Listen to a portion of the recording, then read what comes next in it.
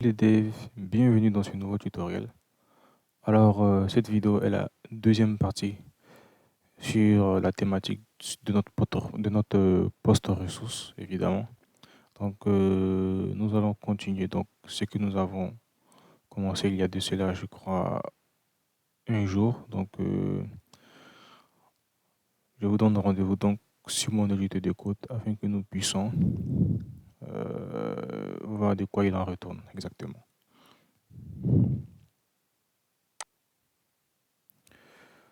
Ok, nous sommes sur mon unité de code. Donc, dans la vidéo précédente, donc dans la première partie, pour ceux qui ne l'ont pas vu, donc je vous prie de regarder la vidéo précédente. Donc, nous avons fait la création de la ressource poste et nous avons réussi à insérer les informations dans la base de données. Donc, ce qui est vraiment super. Donc, dans cette deuxième partie, nous allons nous concentrer sur euh, la customisation de notre view page. Donc, cette view page, ça, c'est le site officiel c'est la démo officielle de Filament PHP. Donc, notre objectif, c'était de pouvoir reproduire ce blog-là afin que vous puissiez assimiler certaines notions et pouvoir l'intégrer dans vos différents projets. Donc, vous voyez que en fait, ils ont une view page assez stylée. Donc, nous allons essayer de le reproduire. Par défaut, quand on ne définit pas un format d'affichage, Filament nous affiche donc les informations dans un formulaire, mais un formulaire avec des champs disable. Donc, ce qui fait que voilà, on ne peut que visualiser, mais on ne peut pas, vous voyez qu'on ne peut pas modifier. Les choses sont désactivées par défaut. Mais Filament nous met à disposition, désolé pour le bafouage, il nous met à disposition une méthode statique qui s'appelle le infolist, qui va nous permettre de donc modifier l'affichage par défaut. Donc sans plus tarder, nous allons découvrir cela. Donc je me rends sur la documentation officielle de Laravel, Filament. Dans Documentation, ici, je vais taper ici Infolist, Advanced Infolist ici, donc de Info Builder, bien sûr. Il me semble, non, c'est pas ici. Infolist, ouais, Infolist ici, voilà. Et là, je descends, il faut que je trouve là. Je vais aller plutôt dans View Record. View Record ici, Panel Builder, View Record. Ici, on a ce qu'on appelle Using in Infolist Instance of a Disable Form. Vous voyez que là, il dit utiliser les infolists, donc une instance d'un infolist il me semble, pour désactiver, ou bien bon, on va traduire pour ne pas que je dise des bêtises. Il nous dit ici que donc utiliser un infolist au lieu d'un formulaire désactivé. Vous voyez, donc ce que je disais précédemment, c'est que par défaut, nous avons un formulaire qui est désactivé pour afficher les informations. Donc, on nous propose d'utiliser un infolist. Donc, on dit par défaut, la page d'affichage affiche un formulaire désactivé avec les données de l'enregistrement. Si vous préférez afficher les données de l'enregistrement dans une folist, vous pouvez définir un infolist méthode sur la classe de ressources. Donc, ce qu'on va faire, on va essayer d'implémenter ça.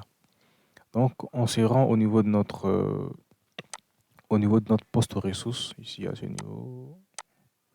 Donc, je vais déplier mon projet. Je vais dans poste ressources. Et dans poste ressources, je vais mettre juste en haut ici, là, à ce niveau. Et je vais taper ici infolist. Voilà. Et là, grâce à l'autocomplétion de mon éditeur, j'arrive à directement redéfinir la méthode. Donc ici, je vais faire un peu de ménage. OK. Donc, si vous n'avez pas l'autocomplétion, je crois que Visual Studio Code a des extensions qui vous permettront de faciliter cela. Donc ici, je fais une infolist. Et là, je vais passer à la ligne et je vais mettre un schéma qui va me permettre de vraiment rentrer dans le vif du sujet à ce niveau-là. Ok. Par défaut, voilà ce qu'on a. Donc, le schéma, la méthode est utilisée pour définir la structure de votre infoliste. Voilà. Ça, il n'y a pas de surprise parce que nous avons utilisé cela quand nous avons fait les formulaires et les tableaux. Ok. Maintenant, on va continuer. Maintenant, par rapport à l'affichage, comment ça va se passer? Quand on a envie d'afficher une information, euh, on va utiliser ce qu'on appelle les entries. Donc, les textes entries, les images entries, etc., etc. Donc, je vais venir au niveau de la documentation. Ici, vous voyez qu'on a un schéma et on fait un text entry make name qui va permettre d'afficher le name qui est inséré dans la base de données. Donc, on va ici d'ores et déjà faire cela. Mais il y a un petit souci, on veut avoir le même affichage que celui-là. Et ce qu'on voit, si vous vous rappelez, vous voyez que ici, nous avons deux sections. Donc, deux sections et nous avons des éléments qui sont sous forme de grid. Donc, nous avons trois grids ici. Donc, nous avons une grille de trois colonnes, tout à fait plus précisément. Et voilà, donc on va essayer d'implémenter cela. Donc, une section, nous avons ici une grille de trois colonnes et nous avons, il me semble, de trois colonnes ainsi que nous avons voilà, des éléments qui sont regroupés donc, en groupe donc de trois inputs, à part que l'image est dans il prend toute la. Donc, j'ai vu qu'il n'y a pas d'élément, donc il sera mis à ce niveau-là. Donc, qu'est-ce qu'on va faire? On va ici créer une première section. Mais il faut bien s'assurer de savoir quelle section utiliser. C'est la section de filament InfoList Component Section. Donc, on fait section Make. On peut, si on veut, on met un header pour, on peut dire par exemple, on peut mettre un, je sais pas, pas content, mais bon, à titre d'exemple, on met header pour dire c'est l'entête en fait. Puis maintenant, on fait un schéma pour définir la structure de notre affichage ou la structure de notre infoliste. À l'intérieur, qu'est-ce qu'on va utiliser? On va utiliser un split. Qu'est-ce que le split? On va au niveau de la documentation de Laravel. On va mettre ici le split. Split. Voilà. On nous dit ici que le split component allow you to define layout with flexibly using Flexbox. Je vais traduire la page. On dit ici, le split component vous permet de définir des dispositions avec des largeurs flexibles en utilisant le Flexbox. Donc pour ceux qui ont des notions un peu de Flexbox, donc je crois qu'ils ne seront pas perdus. On va essayer d'implémenter cela. Vous pouvez lire la documentation pour pouvoir essayer de voir de quoi il en retourne. Donc on va mettre un split ici. Bien sûr, de filament infolist component, split, ok. Et on fait un make. Et juste à l'intérieur, maintenant, on va maintenant il définit notre, il me semble, donc on fait un split. Juste à l'intérieur, on va définir notre grid. Donc on fait un grid et on fait un make. Maintenant, le grid, il prend en paramètre donc, la répartition. Donc si on veut une grid de trois colonnes, de deux colonnes, voilà, ça dépend de votre configuration que vous avez établie. Donc nous, on veut une grille de 3 colonnes. Ok, super. Et juste après, on fait un schéma. Et juste à l'intérieur de cela, on va maintenant définir nos différents groupes. Donc on fait un groupe make. Et juste à l'intérieur maintenant, on va y insérer maintenant nos éléments. Donc qu'est-ce qu'on va faire? On fait un texte entry ici. On fait un texte entry make. Et nous, on veut le name, on veut le title. On veut le title. On fait un texte entry aussi. En y spécifiant plutôt le slug.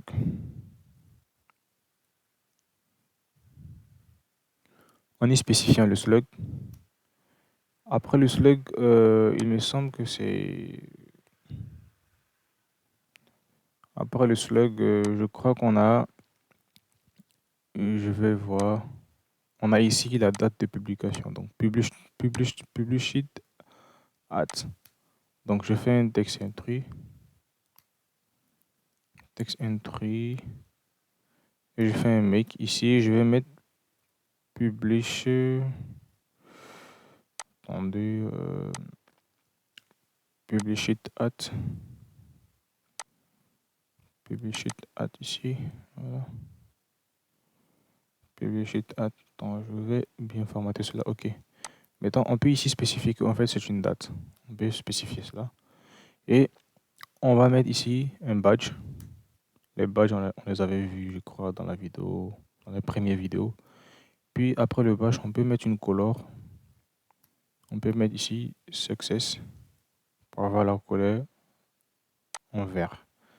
Donc, on va rafraîchir pour voir de quoi il en retourne. Et vous voyez que là qu'on a ici le title, le slug et ici la publish at ici. Avec le slug, avec une sorte de badge ici, voilà. Donc pas une sorte de badge, c'est un badge, voilà. Ok, donc nous allons continuer. Donc on va se rendre au niveau de notre éditeur. Donc après avoir affiché donc ces trois éléments-là, donc ces trois entrées dans dans notre groupe ici. Donc on va faire de même pour ce deuxième groupe-là. Ok. Donc qu'est-ce qu'on va faire? On peut dupliquer ça. On duplique. Qu'est-ce qu'on va dupliquer et on va juste changer les différentes informations. Maintenant, ici, on voit qu'on a le nom de l'auteur et le nom de la catégorie associée à notre poste. Donc, ici, on a le nom de l'auteur, c'est-à-dire que celui qui a créé le poste. Et nous avons le catégorie, donc le nom de la catégorie. Donc, c'est-à-dire que la catégorie associée à notre poste, donc ce que je viens de dire précédemment, on va le faire. Donc, ici, vu que nous sommes dans une situation, dans un système de relation, à savoir it belongs to many, il me semble. Donc, c'est-à-dire que on a un poste qui a une seule catégorie et un poste qui a un seul auteur, c'est-à-dire que un seul auteur, ok. Donc, on va utiliser le nom de la relation ici.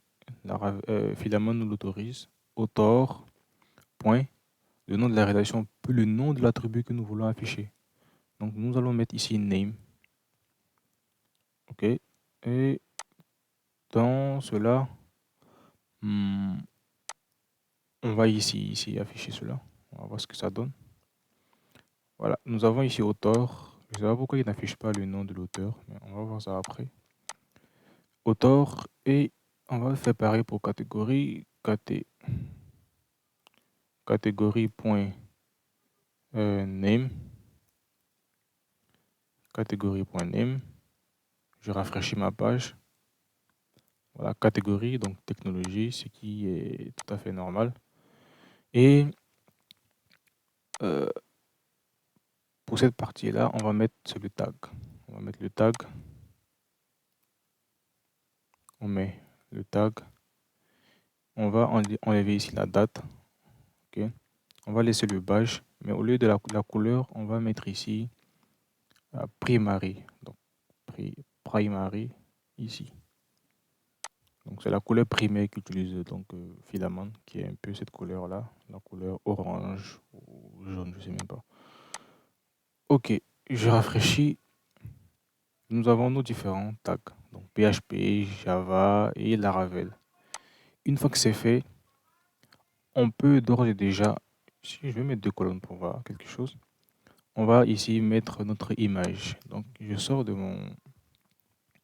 mon élément, donc toujours dans le split bien sûr, toujours dans le split, ok. Je sors dans le split. Oui, toujours dans le split. Ici, on va laisser, je vais mettre à deux colonnes. On va faire un test pour voir. J'ai une idée en tête. Ok, toujours dans le split ici. Après ce split là, je vais mettre image, entry. Je mets make image pour qu'il m'affiche l'image. Après, je vais mettre un hidden label pour ne pas qu'il m'affiche le label. Et ici, je vais mettre un gros à false. Je mets un gros à false. Je mets un gros à false. Je pense que le gros à false, ça veut dire, il me semble, dans la documentation, il avait dit ici que dans cet exemple, la première section, je crois c'est ça, hein. Oui, la première section, en gros, pour consommer l'espace horizontal disponible. Donc, il consomme l'espace horizontal disponible. Donc, on est dans une split, ok. On va voir ce que ça donne. On va voir ce que ça donne. Vous voyez que là, donc l'image, en fait, vu qu'il est dans le split se comporte, je crois, comme une flexbox, comme il a bien spécifié, comme un flexbox. Donc, le fait de mettre un gros affolge, on dit à l'image de prendre tout l'espace horizontal disponible. Donc, ce qu'il fait, c'est qu'il fait ici. Donc, il prend tout l'espace donc disponible à ce niveau-là. Puis, au niveau du notre split, il me semble qu'on va rajouter ici un from et on va mettre un LG. Pourquoi? Le breakpoint. Ici, le from, donc la méthode est utilisée pour contrôler le point d'arrêt, donc le point d'arrêt arrière, SM, donc médium, LG, XL, ouais, à laquelle la disposition de division devrait être utilisée. Dans cet exemple, la disposition divisée sera utilisée sur les appareils moyennes et plus grandes, sur les appareils plus petits. Les sections s'appliqueront les unes à la autre. Donc, nous, par défaut, on va mettre LG. Voilà. Donc, une fois que c'est fait, je crois que c'est bon, on est bon là. Donc, je vais rafraîchir pour voir si on n'a pas d'erreur. Ok, d'accord, c'est bon. On continue, bien sûr. Donc, on va se créer donc, cette content-là. Bon, c'est pas vraiment compliqué. On avait créé une première section. On va juste en créer une deuxième. Mhm, mhm, mhm. Donc, on va juste en créer une deuxième là. Ouais, ok, c'est la section qui est là, il me semble. Section de InfoList, make content. Content, juste à l'intérieur, on fait un schéma, on est habitué. Et à l'intérieur, on va mettre un texte, texte entry, make content. Ok. Et juste une autre section, on va mettre un collapse, il me semble, hein, pour avoir donc ce système de fermeture. Voilà. Je vais ici rafraîchir ma page.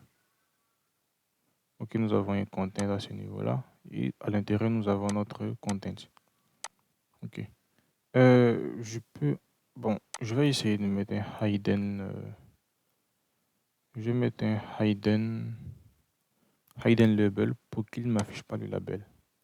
Vu que à partir du header, on peut savoir directement si c'est donc le content ou pas. Donc, ce qui est bien. Donc, vous voyez, il a mis le hidden, il a mis le label à hidden ici. Ok, donc nous sommes bons. Maintenant, le petit détail qu'on va faire rapidement, c'est de mettre cette sous-navigation-là au-dessus de notre affichage. Pour cela, c'est encore plus simple. On va se rendre au niveau des filaments. On va taper ici Sub Navigation Resource View Record. Et là, on nous dit qu'on peut ajouter ici ce qu'on appelle une des sous-navigations. Donc, qui va nous permettre de naviguer donc, d'une page à une autre selon une ressource spécifique. Voilà. Donc, je précise bien selon une ressource spécifique. Donc, pour cela, on va implémenter une méthode qui s'appelle le get record subnavigation. Donc, qu'est-ce que je vais faire? Je vais juste copier ça. Copier juste cette partie-là. Et vous venez au niveau de votre poste ressource et vous implémentez cette méthode-là à ce niveau. Et là, on va supprimer ça. Une fois que c'est fait, vous tapez ici View. Je pense que c'est ça. View Post. Ouais, c'est ça. Et vous mettez deux points classe. On peut mettre un edit ici. Edit de post. Deux points classe. OK. Et là, quand on rafraîchit notre page, ok, bon, par défaut, il s'est mis à, je crois, à right ou left, je sais même plus. Donc, nous, on veut changer la position de notre élément ici. Pour dire, en fait, tu dois te mettre à top, ici, à ce niveau-là. Donc, qu'est-ce qu'on va faire? On va définir une méthode ici. On va redéfinir un attribut ici qui s'appelle le save navigation position est égal à save navigation position deux points.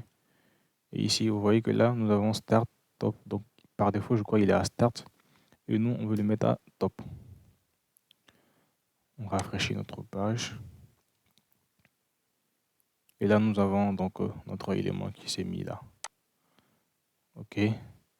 Donc, on voit qu'en fait, le edit là, il n'est plus là, donc il n'existe pas. Donc, l'élément qui est placé là, celui-là, on va le dégager là. Pour rester un peu propre, je crois, on doit avoir une méthode ici qui affiche ça par défaut. Le edit. Action, je crois que c'est... Non, ça c'est dans le table. Ok, donc je crois il faut se rendre au niveau de post ressources dans view post ici. Et là, nous avons cette action-là. Bon, je crois qu'on peut l'enlever. On n'avons pas besoin de cela. Ok. Si on rafraîchit la page, donc il doit disparaître. Voilà, donc il a disparu. Donc, pour ne pas que la vidéo soit longue, nous allons nous arrêter là. Dans la prochaine vidéo, donc dans la troisième partie, nous allons aborder la partie où nous allons mettre en place l'affichage de notre tableau à ce niveau-là et implémenter les fonctionnalités de recherche et les fonctionnalités de filtrage et ici, tout ce qui est filtrage et autres. Donc, sur ce, je vous dis à bientôt et prenez soin de vous. N'hésitez pas à partager et à liker afin de donc activer la cloche de notification ou à vous abonner si vous découvrez la chaîne afin de ne plus rater les prochaines vidéos qui seront publiées sur la chaîne. Donc sur ce, je vous donne rendez-vous dans la prochaine vidéo. Donc à bientôt, ciao, prenez soin de vous.